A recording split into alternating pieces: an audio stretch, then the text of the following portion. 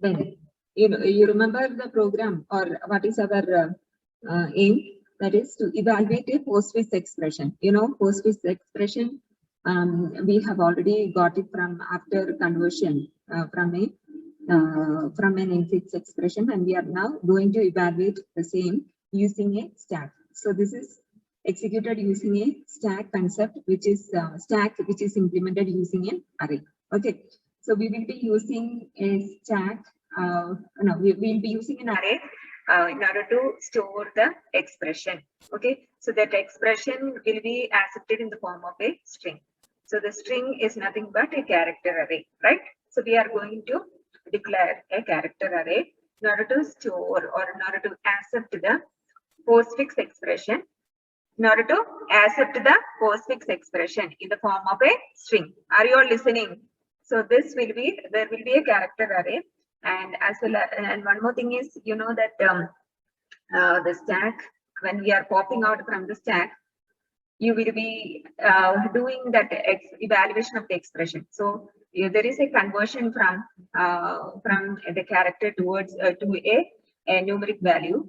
So that conversion will be done, and then the numbers will be stored in a numeric array. So there are two arrays used in this program. One will be a character array in order to store the expression, the postfix expression, which is accepted from the user. And then the other one will be a integer array. Got it? So we will be converting the character to an integer using the ASCII values. We will be converting it and then pushing those numbers into a numeric array. Understood? So I will explain as and when we are doing it. And if you want to declare the size of these two arrays as a constant, you can use hash define. Okay, hash define, and then you know how to declare a constant, right? Max. So we are making it as 15, and then so after declaring the symbolic constant, we can declare this the array which we are going to have an integer array, right? So integer array, you can have the name as stack, and we are making the size as max. Max, what will be the value of max now?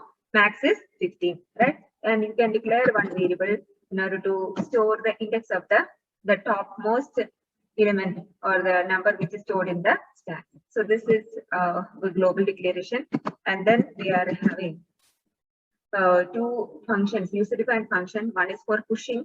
So push is an operation which will be inserting a new. In our case, it will be an operand which is pushed into the stack, right? So it will be numbers which we are pushing into the stack. So I'm declaring it as an argument will be a integer value which will be pushed onto the stack. Okay. Now copying, when we are pushing an integer, we will be obviously popping out a integer value, right? So pop operation, we will be having it as a user-defined function. Now, after this, we are going to have our main what all things we will be doing. So first itself, as I told, we are going to accept the postfix expression in the form of a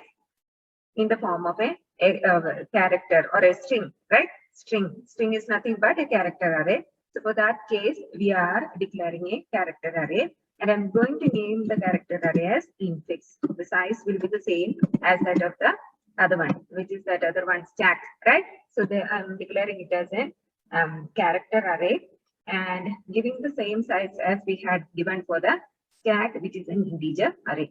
So after this, we are going to have a character variable called ch in order to extract one character from the postfix expression. And some integer variables we'll be declaring. I'll be using my value j variable, and then I'll be using some variables like n1, n2, and n3. We can just initialize and make it as 0. This is for evaluating the expression. So these three variables you can initialize to 0. So these are the variables which we will be declaring in the global declaration section. Now, what is the actual first step we need to do? We should ask the user to enter the postfix expression, right? So enter the postfix expression. You know that postfix expression we are going to accept in the form of a string. So you can accept using the getters, and in which we are going to accept we are going to accept in the character array named as infix, right? So infix we are giving it in getters. So what happened now? Whatever postfix expression we have ended, it is accepted in the form of a string. Got it? Now we are going to use a variable called I in order to iterate through the character by character of the postfix expression. Now, why I am telling character by character? We have accepted the postfix expression. You know what is a postfix expression? You just now 2 days before you had solved a postfix expression, evaluated to a value, but I'm accepting that postfix expression in the form of a string. So when you extract character by character, it will be nothing but our operand and operator.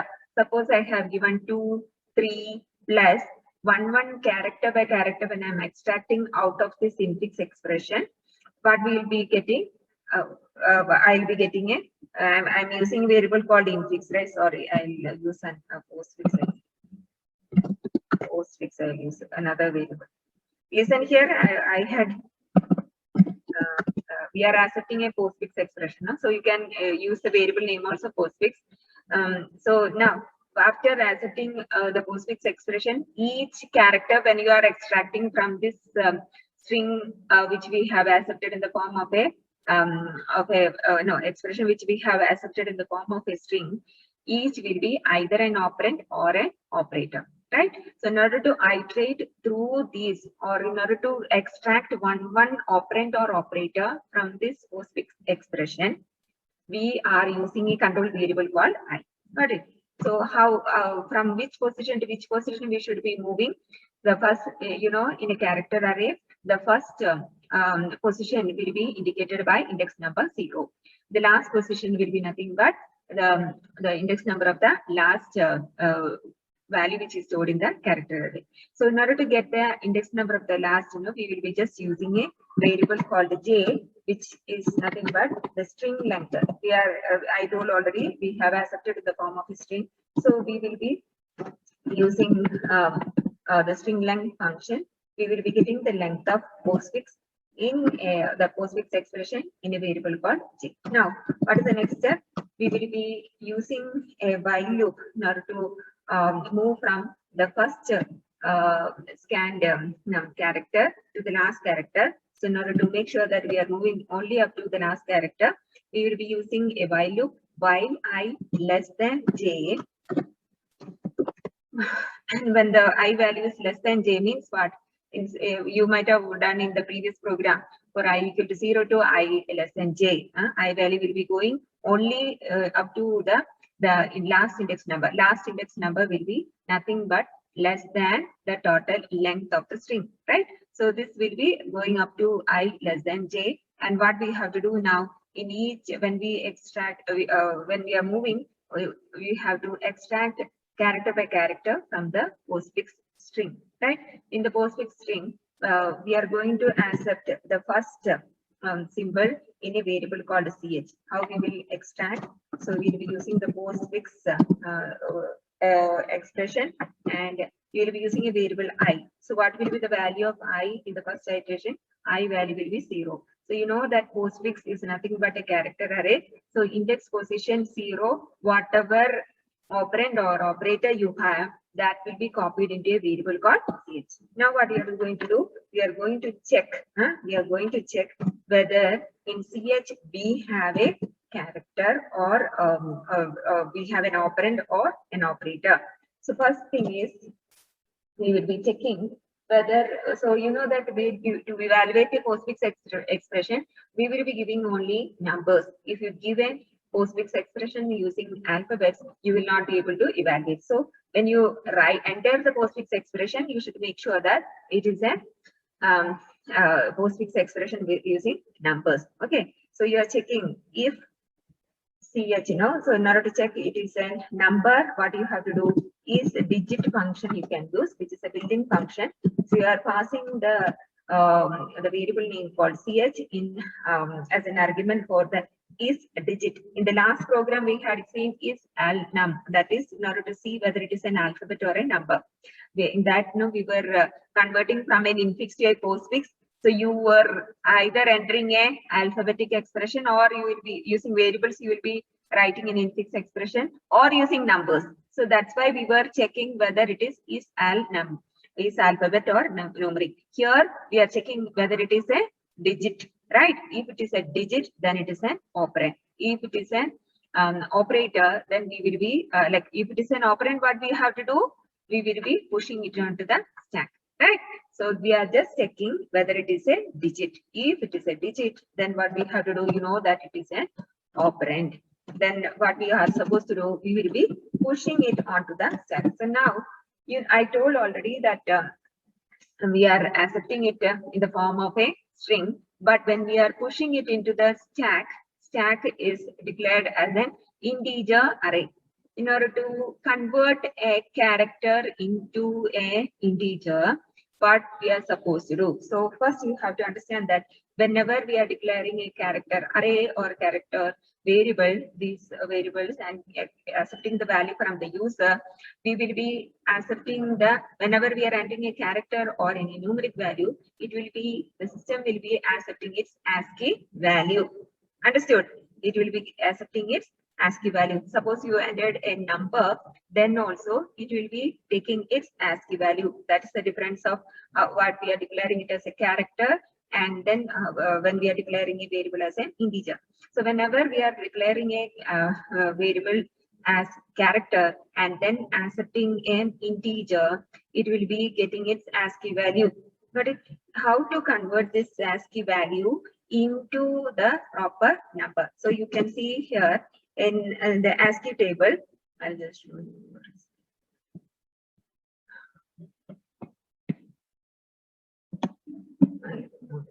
So ASCII table, if you just see in ASCII table, all these numbers what we have, all numbers you see from here, you can, I hope you are able to see. Okay, I'll show it in below. Okay, so here all the characters which we have in the keyboard has the corresponding ASCII value. This blue column determines the ASCII value in decimal representation, and in hexadecimal, the same thing they have represented over here. So we will be always referring to the decimal value, decimal ASCII value. So when we are entering a character, so this is a character column, that is which is present, all the keys which are present in the keyboard, right? So when I'm entering a character means here all which are there on the keyboard, they are referred as a character here. So here whenever we are pressing anything on the keyboard, the corresponding ASCII value of 0 is 48, ASCII value of 1 is 49, and what is the ASCII value of A? The character A is 65, small capital letter A. Small letter A, the ASCII value is 97, right? So now, suppose I want to get the integer value. This is ASCII value. ASCII value of 0 is 48. ASCII value of 1 is 49. Suppose I want to extract the actual value from the ASCII value. What I should do is subtract 48. Understood? So from ASCII value, if I subtract 48, I'll be getting the integer value. So from the ASCII value of 1, if I subtract 48, so 49 minus 48 will be giving me 1. So from the ASCII value of 2, if I subtract 48, I'll be getting the integer value. So now when I accepted that as a string, each character or each number was accepted in the ASCII value. Now when I'm going to insert it into an integer array, what I'm supposed to do? Integer array, which is our integer array. Stack is our integer array. Are you able to see? Anyone is listening? Anyway, I will finish it off. Into the integer array, what I am supposed to do? I should be subtracting 48 from this character value. So from the ASCII value. So whatever CH is there into CH variable, we had copied or got the first symbol which is present in the postfix expression, and now that we are converting it into an integer value and pushing it into the stack. Which stack it is? It is an integer array. Got it? So this is what we are going to do if you find a operand. So this part is the thing which we have to do if you find it. So an expression is consisting of, it is consisting of operand and operator. So if this is an operand, we'll just push it onto the stack. else part. In else what we have to do? Suppose I found an operator. In that when I was explaining that evaluation, I told if you scan a or if you get an operator, what we are supposed to do? Pop off the top two operands from the stack, right? So by this time you might have inserted or pushed many operands into the stack. So if you find an operator, what we have to do? Pop off the top two operands. In order to pop two operands, the first operand we are getting in a variable called n1. N1 we will be popping off the topmost operator, topmost operand. Sorry, and then in n2 we will be popping off the top second top operand from the stack. So from here we have already seen that we were pushing the operands into the stack when we encounter, you know, that either the expression will be having an operand or it will be an operator. Operand if we are getting, we will be pushing it onto the stack. Operator we are getting, we will be just popping out two operands from the stack. Understood? We will be popping out two operands from the stack, and then what we have to do? Using switch case, right? So whatever symbol which we have got, using switch case, we will be having case. So the first one is we are checking which all operators are there. We are limiting our operators to addition, subtraction, division, and multiplication. If it is addition, what we are supposed to do, we are using a variable called n3 to get the result of addition of n2, as I told, b operator a, right? Yesterday I told the topmost operator will be taken as a second operand. So the first one will be the second operator in the stack. So n3 will be calculated from n2 plus n1. Got it? So only this we have to do, and then put a break, right? So after this, we are going for the second case. That may be the subtraction operator. So what we are supposed to do? The same thing, no? So we will just copy paste. I'm just copy pasting this. So it will be. I thought of doing one more program. That's why.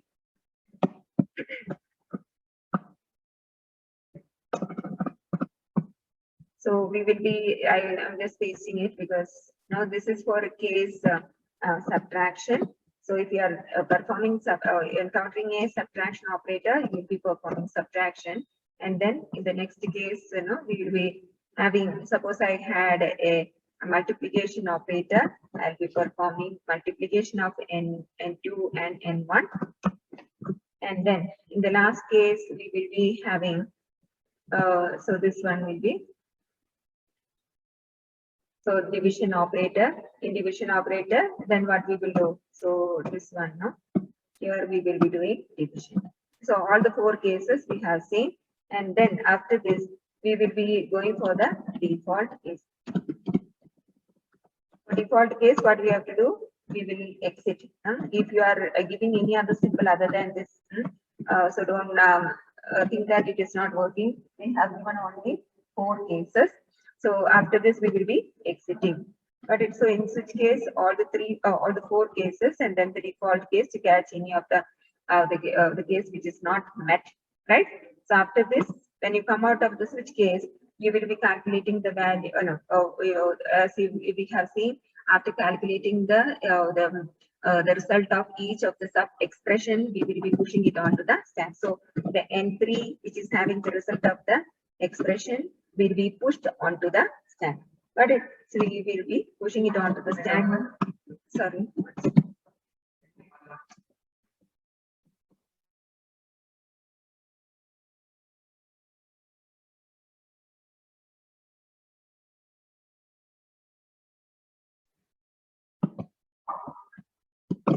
So after pushing it, this switch case, once we will be executing and we will be pushing the final value onto the stack.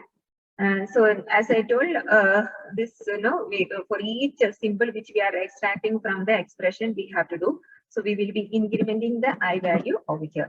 Why we are incrementing the value of I? So in the this is when we finish this while loop. we have started the while loop over here. Initial value of I was 0. And then when we increment the value of I, it will be copying the second character from the postfix expression. Again, it will be checking whether it is a digit. If it is a digit, it will be pushing. If it is an operator, then it will be popping off the two operands. So this will be executed until I value is less than j. So this we will continue. So each time we will increment, we will be extracting the next character. So and then we will be performing either if it is an operator or an operand, depending upon that, we will be performing the operation. So when you come out of this while loop, what will be the result? It will be the whole expression might have evaluated, and then we will be in a condition to print the output, right? So we will be printing the result of evaluation of the expression. So we will be just printing it. It will be there in which variable? It will be there in the variable called entry. So we are as I told in that if you remember, after even calculating the final result, we will be pushing it onto the stack, right? The final result of the expression also will be pushed into the stack. So when you want to get when you encounter the sentinel, the right parenthesis, you will be popping out the final result from the stack. So this will be nothing but popping the final value which is present in the stack. So this will give you the result. Got it? So this and after this you can give a ch so that you'll be able to hold the screen for some time. So this will be our main. Now we are calling some push and pop operation, right? So this is our user-defined function. So you have to explain what is push and what is pop. So here in push, what we are doing, we will be passing an integer value which has to be pushed into the stack. So we will be using. So inside the stack, what you will be doing? Stack has to be in the stack. Now we will be first incrementing the value. First incrementing the value of top, and then we will copy the value of ch into it. Got it? So this is what happens when we push an item into the stack, and then when we pop, what should happen? We are not passing anything for pop. What will happen into stack? We will be first popping is what removing an item, right, from the top of the stack. So what we are supposed to do? First, we will copy the element, and then we will decrement the value of top, right? So this will be returned. This has to be whatever we are popping out from the stack, we have to return it, right? So we are returning it wherever it is being called. Suppose pop is called over here, whatever return we are getting, that is the topmost item from the stack will be returned over to this position. So this is how push and pop will be defined. So for stack, first we will increment. What is the meaning of this? If you want to write it in two lines, you can do it. First, we have to increment. So top plus plus. So this will be incrementing top, and then into that position we can copy ch. While when we are using a return stack of top now, so when we are doing this pop operation, what you are supposed to do, if you want to split it into step, you can just do it like this. So this will be writing in two steps. If you want to write in one step, you can use the post increment and pre-increment function. So here first we should increment and then copy the item into the stack. Here what you are supposed to do, first we have to return and then decrement the value of stack. So that's why we are using pre-decrement, right? So this will be the post decrement. These are the two operations, the push and pop. So when you are done with this, you can run with. You can see how many errors are there. One second.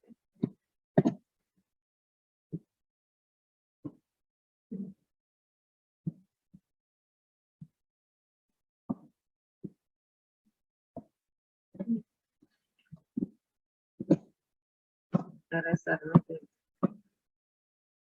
Anyway, we can view that clear screen also.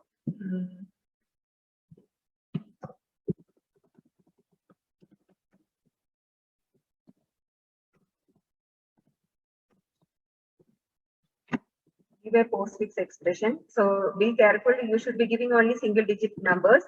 So 2, 3 plus. If I'm giving 4, 5 asterisk plus. So this is what is the meaning of this? First, you will be scanning 2. Then you will be, if it is a number, we will be pushing it onto the stack. Then we will scan the second digit, which is 3. Again, it is an operand, it will be pushing it onto the stack. Then when we encounter a plus symbol, what we will do? Pop out the top 2 operands. What are the top 2 operands now? 2 and 3. 2 plus 3 will be giving you 5, right? So that 5 will be again inserted onto the stack. Now the next symbol scan is 4. So after 5, we'll be pushing 4. Again, one more 5 that also will be pushed onto the stack. Again, when we encounter an operator like multiplication operator, we will be popping out the top 2 operands, which are the top 2 operands here, 5 and 4. So it will be popped out and we will be performing 4 multiplied by 5. We will be getting 20. That result again will be pushed back onto the stack. So what all are there in the stack now? 5 and 20. Now, one more operand is there. So we scan one more time means it will be the plus symbol. So what when we encounter an operator, what we have to do? Pop out the top 2 operands. Which are the top 2 operands now? 20 and 5. So 20 and 5 will be popped out. And 5 plus 20 will be performed to give the final value 25, which is again pushed onto the stack when we encounter the right sentinel. Or when we in our case, we didn't give any sentinel. When we find that I value is equal to j, we will be coming out of the while loop and then pop out the from the stack the result of the expression, which is 25. So this is how we execute the program. So if you have any doubts, you can ask me. No doubts. Nowadays, nobody is unmuting also. What all I should see? And all of you know everything, right? Gagan, can you tell me why we are using CH minus 48? Gagan, unmute and tell me. Gagan, are you there? So I'll be marking absent those who are not answering. Now there are 49 participants.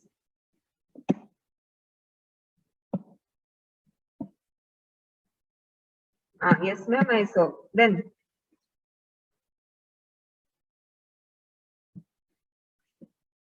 and Harshida was telling to show it with a different expression. Tell me, Harshida, one expression you tell. I told no. I know you might have run with the 2-digit numbers. Give some example. 9, 7 star 5. Tell me one postfix expression with the single-digit numbers. Anyone?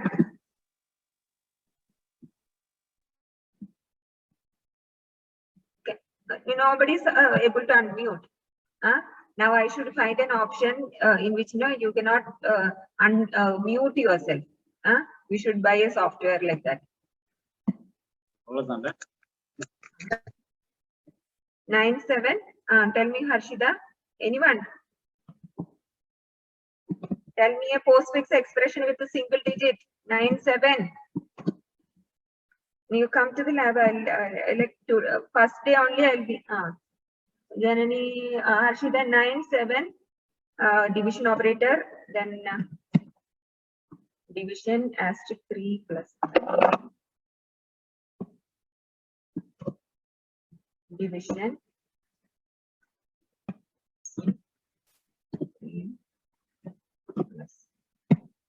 How many operators? Now it is like 9 divided by 7. You are giving top 2 operands, 7 maybe. Something which is divisible, you should give, Harshida. I give only integers. So 9 and 3 I give. 9, 3. Then division, then multiplication, then again. Instead of 3, I'll just give 4. How many operand? I think it is more than that which is required. Harshida, did you see how it is been? If I scan 9, 3, it will be pushed into a stack. When I encounter a division operator, it will be performing 9 by 3. Right? 9 by 3 will be 3. It will be again pushed onto the stack. Then again, no, this is wrong. This is not correct postfix expression. Here we cannot have multiplication. One operator is extra. Okay. Harshida. So after 3, then when we encounter 4, then plus. Okay, this will work, I think. 3 plus 4 is 7. Harshida, that is wrong expression. 1, 2. Okay, ma'am. Jenny, you what do you mean by 1, 2, 3 plus? That is, it's not 12, 3, right? 1, 2, 3 star plus. Yes, ma'am. 1, 2, 3 star plus 3 minus. You are getting correct answer or? 1, 2, 3 star plus 3 minus.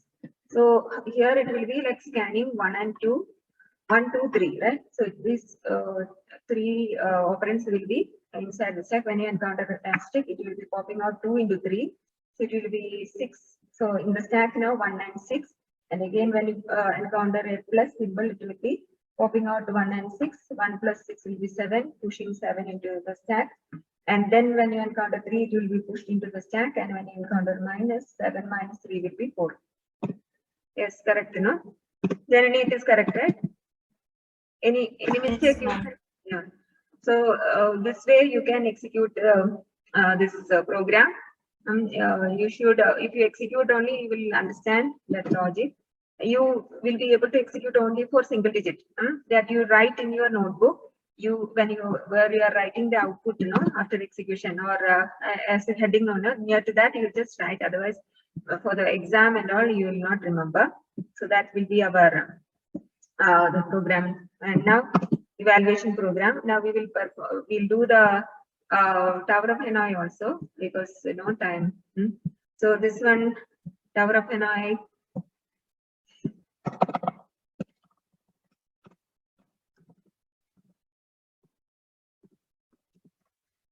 For Tower of Hanoi, you know that we are making a recursive call in order to do the operation of shifting all the stack of disk from the source to the destination, right? So here again, we will be including the stdio.h, and then here what all we are going to use. We are using a character, 3 characters in order to represent the disk, the pegs or the rods. So I'm using capital A. You can use small also. So in order to make it evident, I'm making it as character. Now declared as capital. And then what else? You should have you should be having a function which will be recursively called, right? So this I'm naming it as move, and you can this is used for the movement of the disk. So we are just naming it as move. And what are the variables we need inside? We need a variable called disk to indicate the number of the disk, and then we have characters. You can show that the first character will be the source, second will be our intermediate effect or rod, and third will be our destination. But if we are using character, so that it will be a capital, so that it will be evident. You can use small, but you have to declare it likewise. Okay. Now, what else now? So we will start with the name. Inside, we will be first asking the user. You can declare the variable disk as an integer. Then we are asking the user to enter the number of disks, right? We will be depending on the number of the disk only, the moves will be determined. Enter the number of disk. So here, the number of disk you will be accepting the variable percentage D. So you have to use ampersand over here. We have declared it as an integer, right? So this will be the number of disk. after entering the number of disk, no, we will be performing that moves, right? So we are calling from the main ones we will call, and in that function we will recursively calling the. So you will be passing the disk and then your initial source, then the intermediate, and then this we will be calling, and you are using get ch either here or here or okay. So here this will be our function. No, our main. Now we are moving on to the function which will be recursively called. So this will be what are the arguments we have declared? Integer disk and then character A, character B, and character C. So this will be the smallest. One more is there, I think. Smallest programs like we had in GCD. So if we are seeing whether the disk number disk is greater than 0 because we are this should be our base criteria, because we are going to make recursive calls, right? In recursive call we have given a condition that in the rules we had given that there should be a base criteria, and each time when we are calling recursively we should be moving towards the base criteria, right? So what we have studied that we are going to implement over here, and this will be the base criteria that whenever it is equal to 0 we should exit from the recursive call. Now, what are the 3 steps we have to do in order to move from the all the disk or the stack of the disk from the source to the destination? So you remember, I hope you remember, move, and then we are passing here, we are making this function, right? So we have to give recursive function call. So we are passing the number of disk, so number of disk minus 1, and then what you are supposed to do, we should be transferring so that intermediate step you remember from, if our aim is to transfer all the stack of the disk from A to the final destination C, what you are supposed to do, you have to move, and we will be first checking whether the disk number is greater than 0. If the disk is not existing on the road, we cannot perform the move recursion function, or we cannot call the recursive function of move.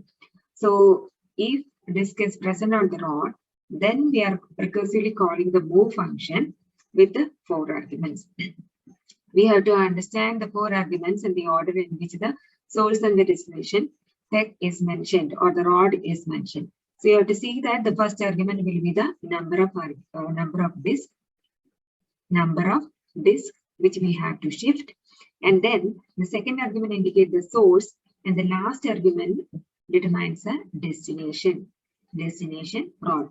So the third argument will be the name of the rod which is used as an intermediate rod. So our final aim is to move all the disk from the source A to the destination C. Got it? So when we are performing, or when our aim is to move, or the aim is to move the stack of disk from the source to the destination C, what are the 3 steps which will be performed? As we have to follow the rules which are given over here.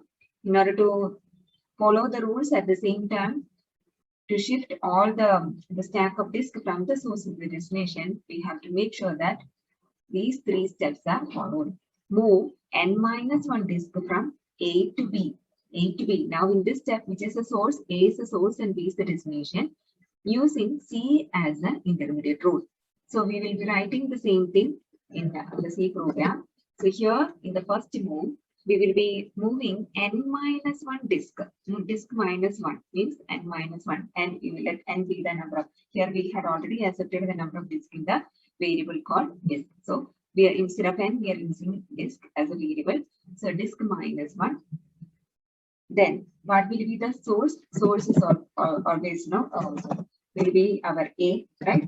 Source will be A, and then we are moving the disk from source A to the destination. Here in this step, it is C is the destination, right?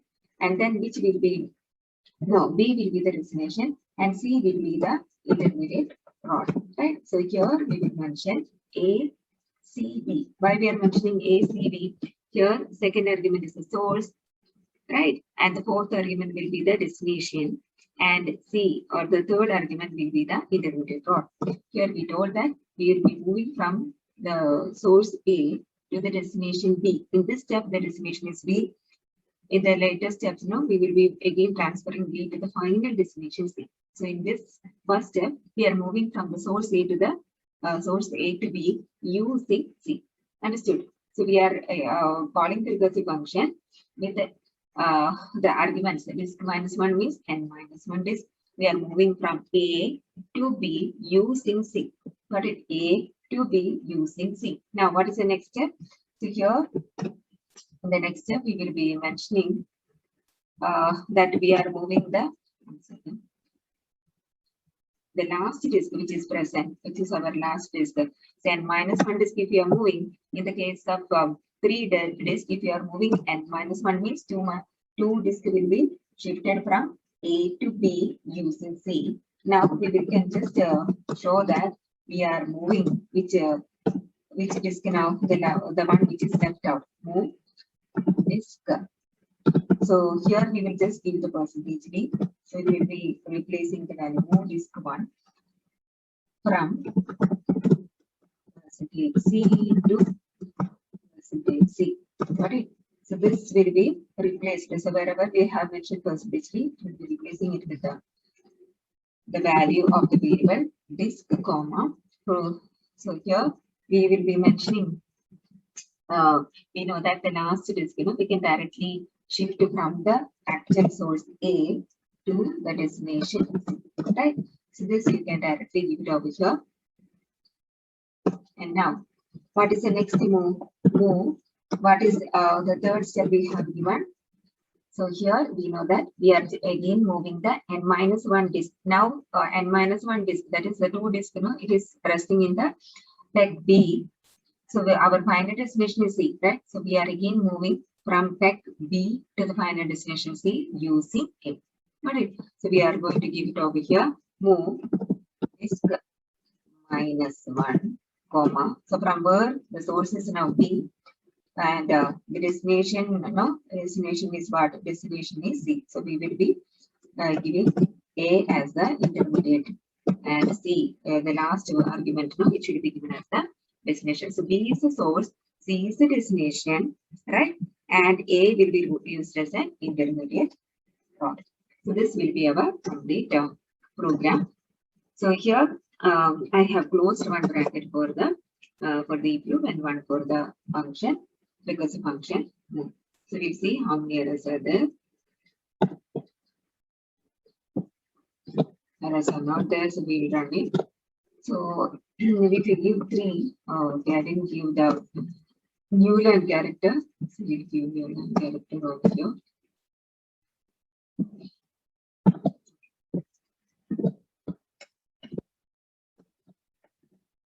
If you give 3, it is showing all the disk movement. So disk 1, we are moving from A to C. Disk 2, we are moving from A to B. Disk 1 is again shifted from C to. So all the movements we are showing over here, as I had shown it for the 3 disk movement. What will be done first? We will be moving. One second.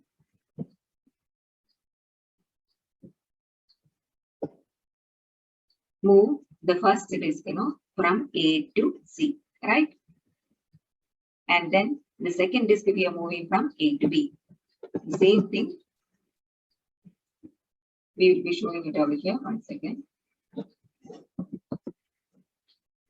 The first disk we are moving from A to C, and the second disk we are moving from A to B. I'm pausing the video.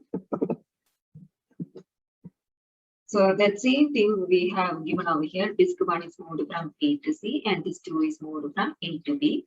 Now, what is left out? The left out one is the third disk, right? So we are now after moving that disk from A to C and moving disk 2 from A to B. Now, after that, we will be moving. So I can show you once again. After moving disk 1 from A to C, then we will move disk 2 from A to B. Now what you will do? You will move disk 1 from C to B. Got it? So this step only we have done over here. So the 3 steps, I hope it is clear. A to C, disk 1 from A to C. So now 1 is in C, right? So in this third step from C, we are bringing it back to B. Got it? Now, what is the next step after transfer of -2 disk from A to B? We are moving the last disk from A to C. We have that the last disk, still in peg A. So here, what we do is we will move it from the source A to the destination C. Now, what is remaining? So we have the last move which is left out.